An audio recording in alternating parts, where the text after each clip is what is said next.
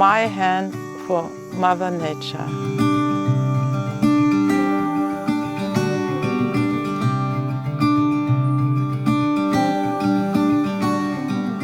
Why do I ask always, how do you connect to Mother Nature? It's so interesting. We are connected, but people don't know about it. And when I ask them, they realize, how do I connect? And I am connected. It's like a fish in the water who isn't aware of what water is like and that it is wet.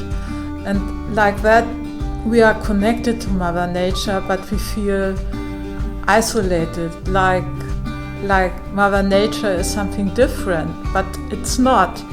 And we are part of Mother Nature, we are nature. And when I ask people, how do you connect to Mother Nature? And when they say, my hand for Mother Nature, they are connected and they realize, I am nature. I am Mother Nature and I want to protect it. My hand for Mother Nature. Meine beiden Hände für die Erde. Ja, wie schön. Our hand for Mother Nature. My hand for nature. Our hand for Mother Nature. Hanya ngai ku mara, yuranga, ngaji gara kami gara. Thank you. Sehr gerne, meine Leute.